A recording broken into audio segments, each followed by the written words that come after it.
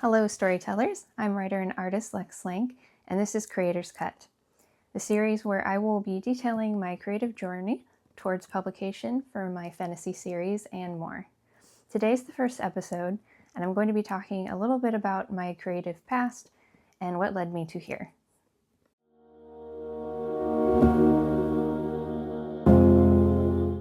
I'm very blessed to be able to say that I've always had an interest in the arts, but also been able to experience different aspects of the arts that led to me wanting to be an artist myself. I grew up in a home with a single mom and my brother, and times were a bit difficult. We had a lot of challenges. My mom worked 3 jobs to be able to take care of us, but she always found a way for us to be able to do something fun, but also something educational.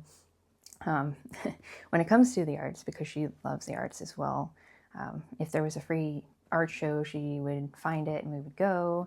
Or if there was a production that we could see for not a lot of money, or just one that was free to the public, we would go. We spent time with our local church doing dance. They had a dance group, and my mom and I both actually participated in that for quite a while, and that was part of where my love for dance came from. But even just simple things like watching movies or watching the Nutcracker on TV every Christmas. I remember that. It just really introduced me to like this wider world of storytelling. And my mom was very good about that. She still is. She's very supportive.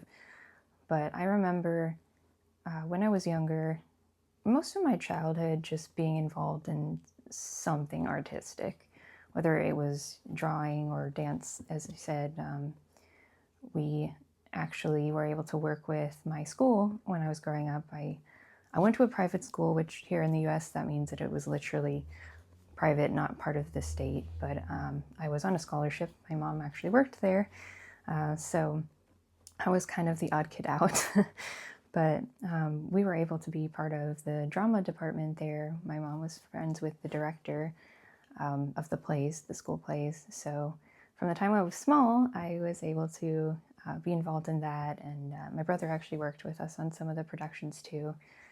So I remember being very, very little, maybe like, I don't know, 6 or 7, and working on different productions. The first one that comes to mind was actually an adaptation of Peter Pan, which happens to be one of my favorite stories, if not my favorite story.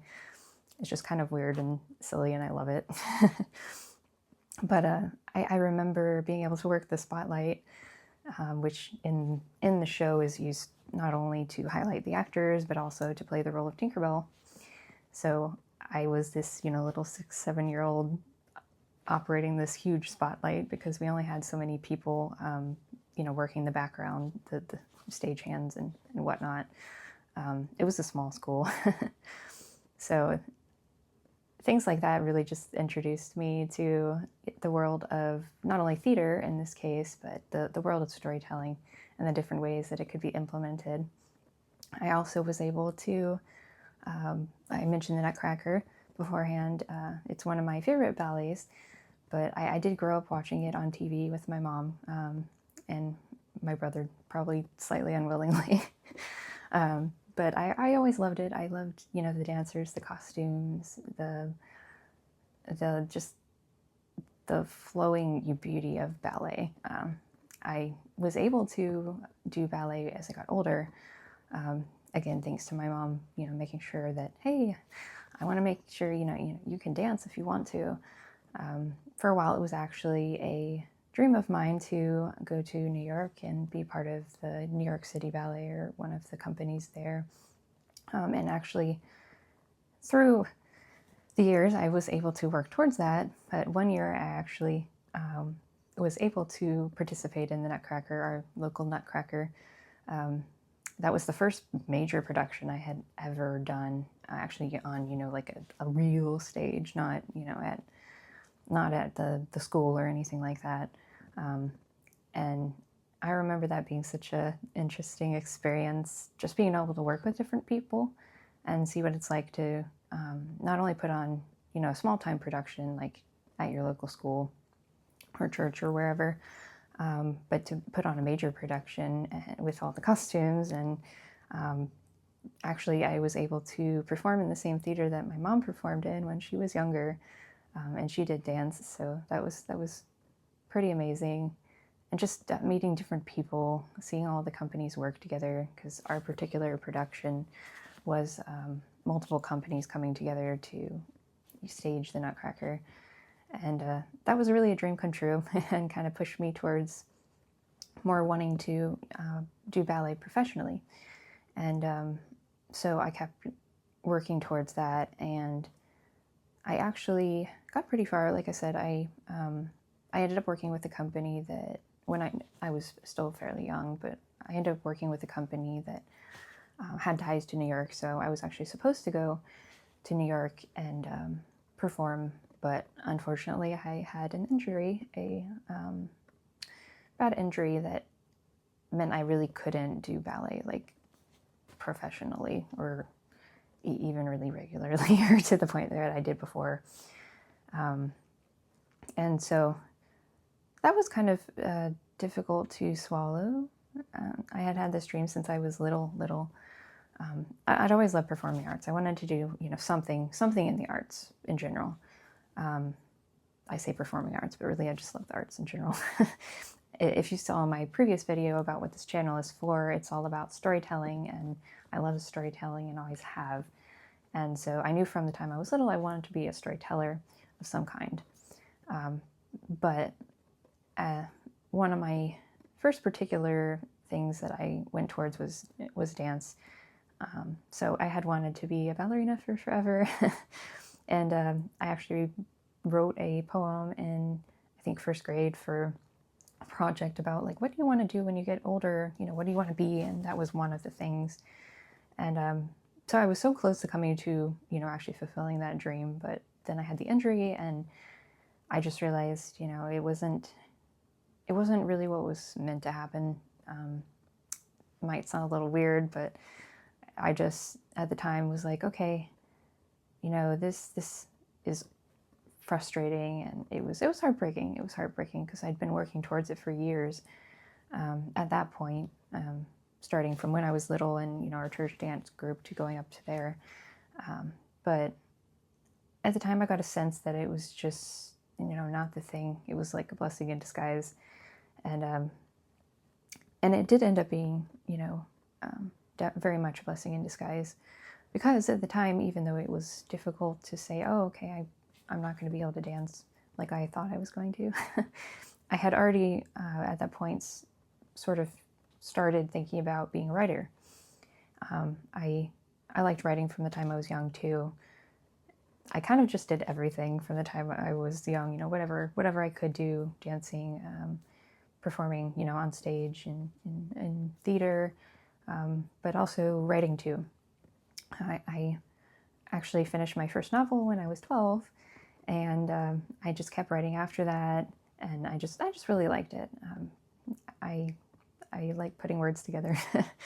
So I had already kind of had this in the back of my mind, even though I was still pursuing dance. And so the injury kind of forced me to take, stock and go, okay, well, what do I really need to do? Like, what am I really, here for? What am I really here to do?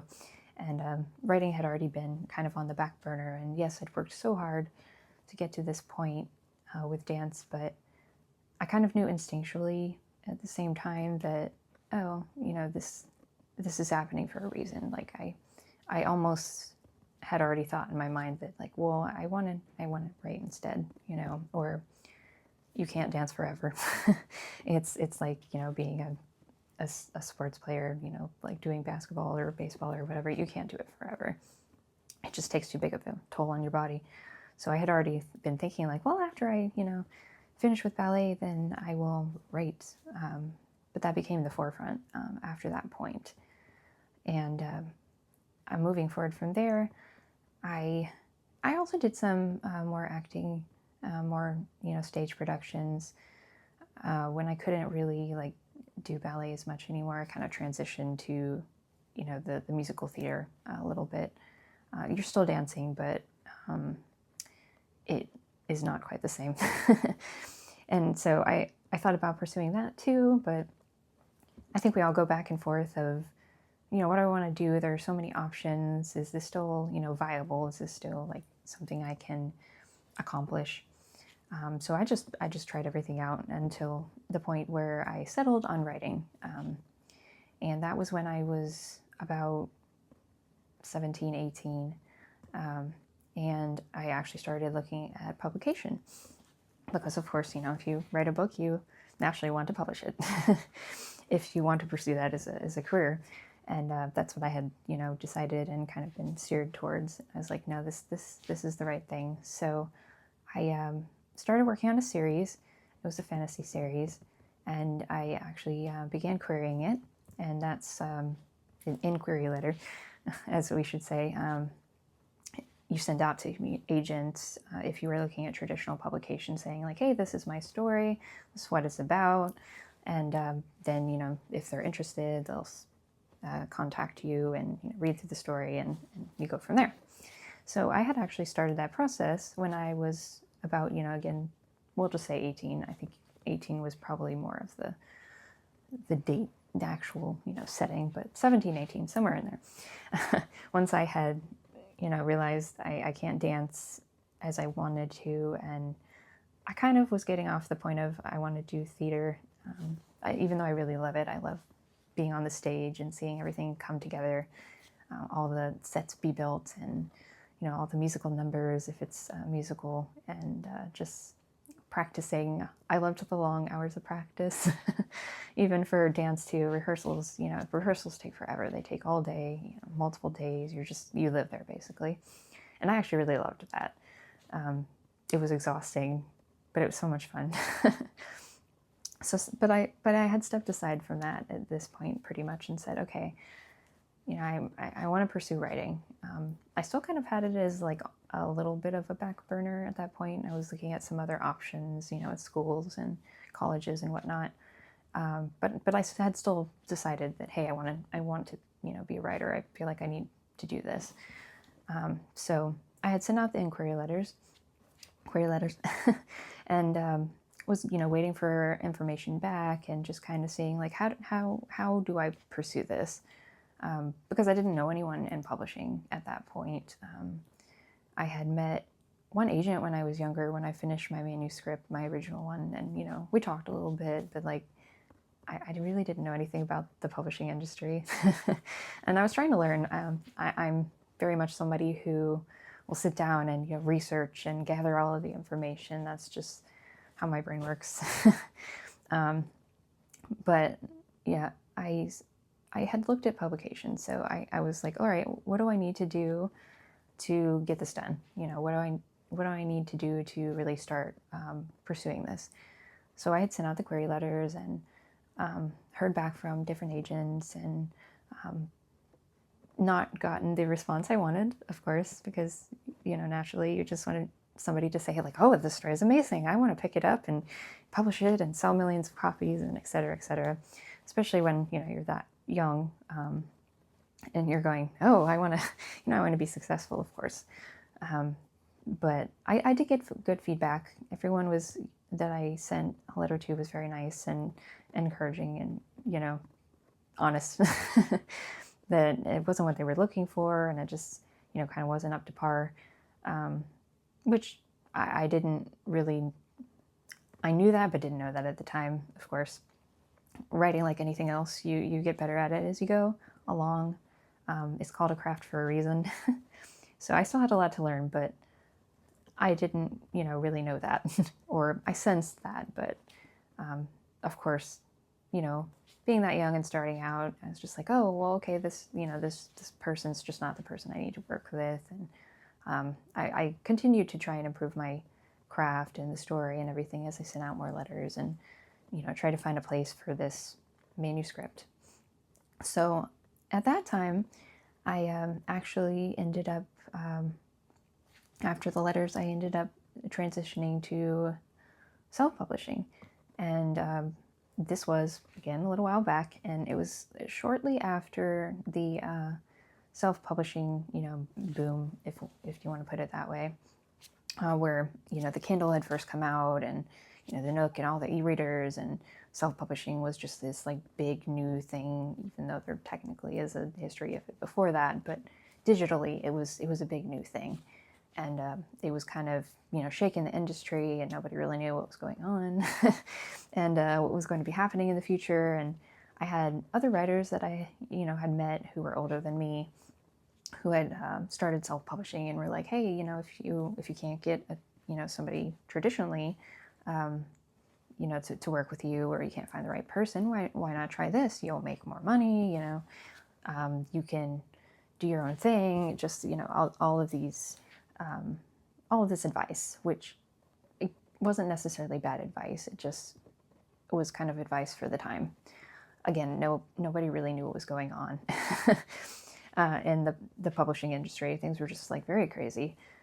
Looking back, it's kind of interesting to think on, because now everything, e-reading and self-publishing, it's all kind of settled down. It's more commonplace now, so it doesn't seem quite as much of an upheaval. But at the time, it was definitely very shiny and new, and a lot going on. And of course, anytime anything is new, you're going to have people jump on it and be like, oh, I can make tons of money easily. And that's not really how that works. But the market was suddenly flooded, and writers were trying to figure out, is this more viable than the other route? How do I put this together? How do I make a business out of it? What do I need to do? So I actually met, some other writers who were proposing this idea of, hey, why don't you self-publish instead? And I was like, all right, I'll look at it. I'll research it as much as possible, and find out what I want to do. And so ultimately, I decided to go ahead and self-publish instead, because it was an opportunity, and I wanted to do a really good job. I'm a bit of a perfectionist, so I liked the idea of doing things for myself and doing everything myself. And we'll get back to that in a minute. But I ended up self-publishing, and my first book was actually a Christmas book, and it was the first in a series, because Christmas series are definitely normal. And I wanted to pursue it. I wanted to try it out. I wanted to finish the series. So I actually self-published for quite some time, for I think it's about 7 years, somewhere in there. And I ended up meeting a lot of other writers who were also doing the same. I was able to try a bunch of different things as far as publishing went. I tried, like a serial short story. I tried my series. I started a few different series with, different books. I tried different marketing techniques, and I learned a lot. I learned how to, build a website, how to do interviews, how to market, of course. I spent a lot of time looking at, how the industry was changing, and what, the tips were, for good or bad, unfortunately, at the time. And I think this still persists a little bit now. There was definitely a thought of, oh, you write the book quick and you publish it quick, and you got to get it out, immediately. Like every month or every 3 months, you got to publish something new, because that's viable. It's really not. I know some people do it, and I know that again, it has a history, but through that experience, I not only learned a lot, but I actually ended up getting in a bit of a depression. And I'm not blaming self-publishing itself. I'm not blaming the market necessarily. It was a lot of stress at the time, because things were changing like constantly, almost. It was very quick pace, lots of information coming from every side, a lot of advice that just didn't really match up with each other. Opposing opinions, so many opposing opinions. And me being the researcher and, again, trying to do my best, I was, trying to try everything, which I don't think is uncommon, with people who are just starting out in any industry. But I did fall into quite a major depression, to be quite honest. I remember a few years after I started self-publishing, and I was actually at my 21st birthday celebration, and here in the US, like 21's kind of, a big deal because like you can finally drink.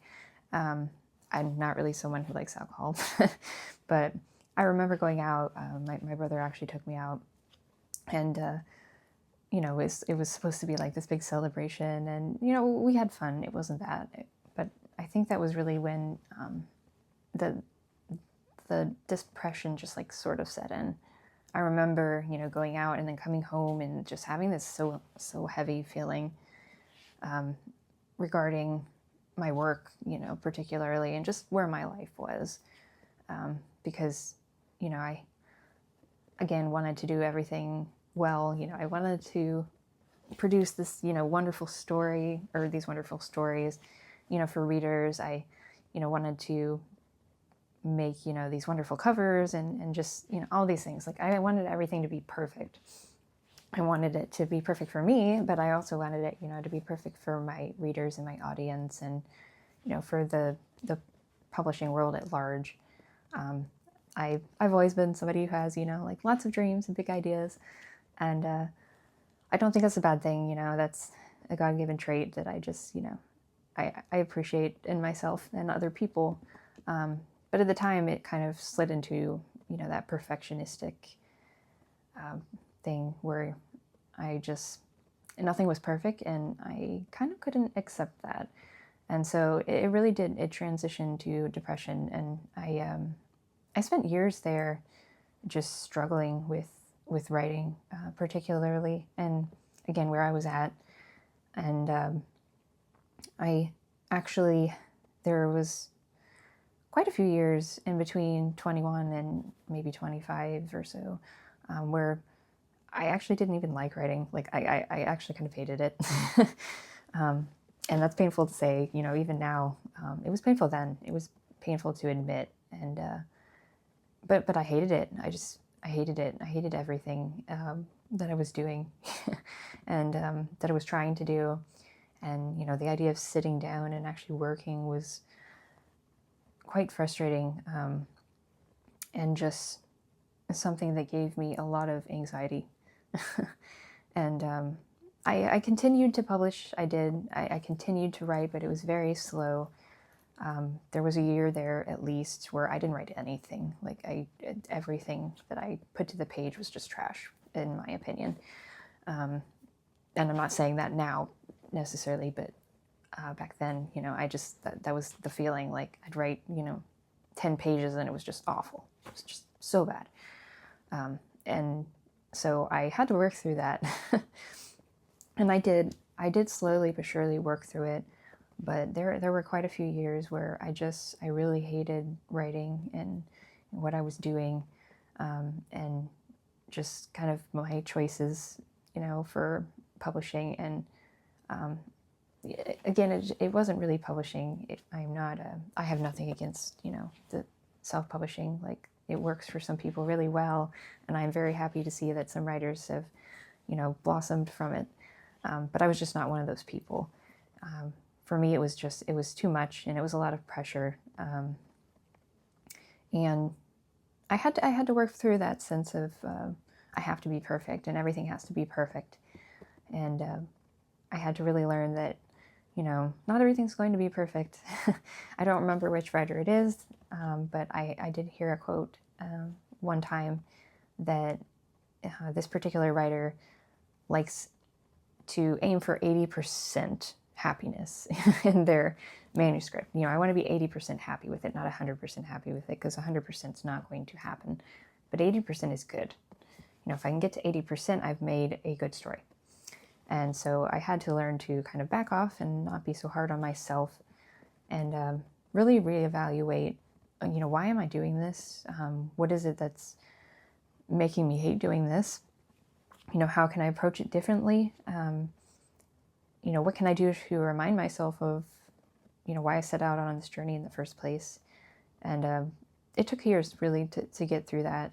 and to ask those questions over and over again and remind myself, hey, you're doing this because, you love it, because you want to share things with readers, because you want to make an impact, because you feel, it's your calling and it's what you're supposed to be doing. And so over time, I worked to shifting from that mentality of, perfection to, okay, I can be happy with this as it is. I can do a good job, and I don't have to. I can push myself without pushing myself, and I think that's something a lot of us struggle with, and not just work, but life in general. Everything is so, fast now, and there's so many expectations on everyone. It feels like, you're drowning in expectations most of the time. And so I think, we all struggle with that feeling of depression over it, or feeling like it's too much. And, really sitting down and thinking through, like, why am I doing any of these things? And, what can I change or, work towards that would make it, better or more viable and more honest. I think a lot of the time it's just being honest with ourselves of, why am I doing this, and why do I need to keep doing this or not keep doing this? And sometimes you have to let things go. And that's what I had to do with self-publishing. I finished out my series, my Christmas series, and I really enjoyed writing it. It was kind of, silly and weird again, which, yeah, I like silly and weird. So I did finish it out, and I, published the whole series, and I finished up some other projects. And then I decided, okay, I wanted to publish still. That's always been my goal. But I decided from there on that, I want to transition back to pursuing traditional publishing, which is what I had wanted in the first place. So I had to let it go. And I don't, regret, honestly, doing any of it. I think, learning to bat away perfection was a big thing in my life, especially since I am kind of more, a tendency to be perfectionistic. And that was a lesson that was hard to learn, and I learned it well. But I don't, regret learning it, and I don't regret any of the other things that I learned through that process, or any of the people I met, or any of, the amazing books I got to see, and just, writers that I got to see, flourish, and how the industry has changed too. I looking back, it was really interesting to be able to watch it change in real time in the way that it did. So I definitely don't regret any of that. And, I cheer on anyone who's, publishing. But it ended up, the self-publishing ended up not being for me. So I had to let it go. And honestly, that was a difficult decision. And just like with the ballet thing, I had been working towards it for so many years at that point. And so it was a difficult, transition, but I did ultimately end up transitioning back to pursuing traditional publishing. And that's where I'm at now.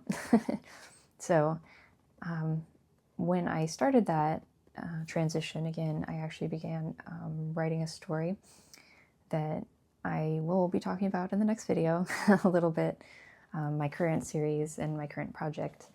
And so through writing that, actually, I think I also worked further away from the perfectionistic viewpoint, and it helped pull me out of that depression even more.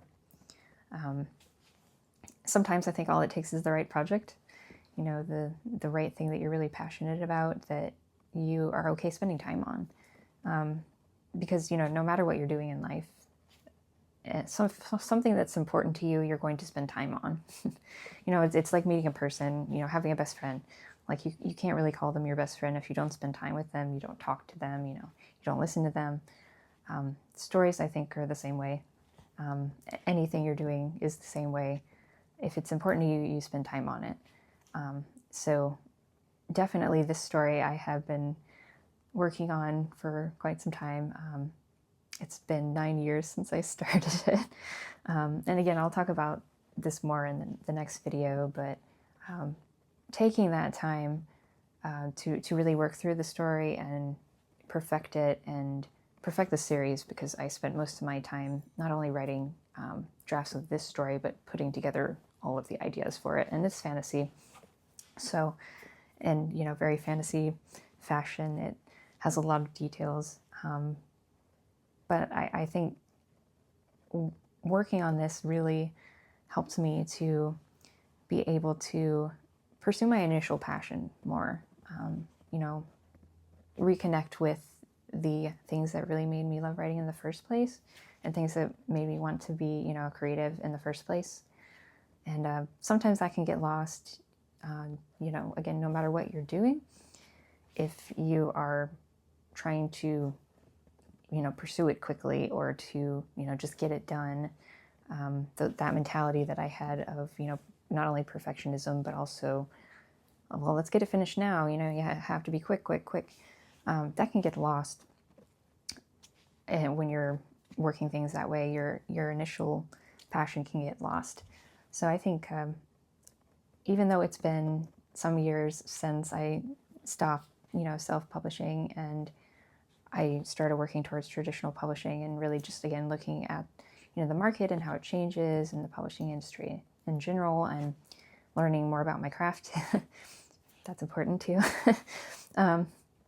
I think, you know, having this time, even though it was frustrating in some ways, because, you know, I've been working on this project for so long, but having this time, I think, has been really good, because I've been able to reconnect with the story, reconnect with all of my stories, really, with my creativity in general, and really just, you know, think things through about how I want to do things, and, you know, why I want to do things. And I've been able to learn a lot in this time too about, you know, the different mediums for storytelling as well.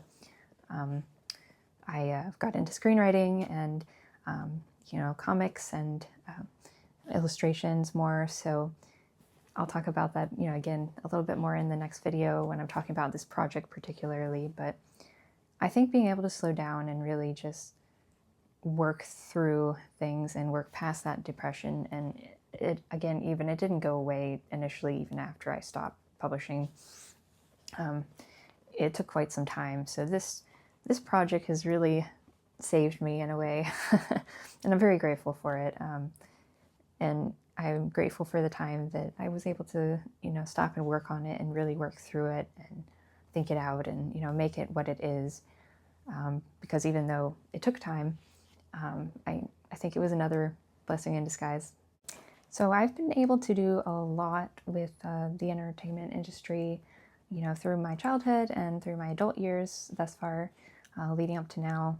I've been able to, you know, learn a lot, not just, you know, through my childhood productions and, you know, working with dance and theater. And I also did, you know, musical theater, but a choir and other things.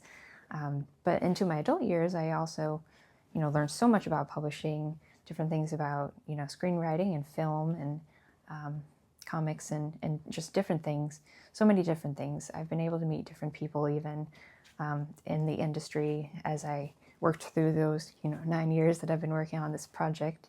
And so looking back to make this video, it was actually very interesting, because I just was able to think over how many things I've actually done in my life.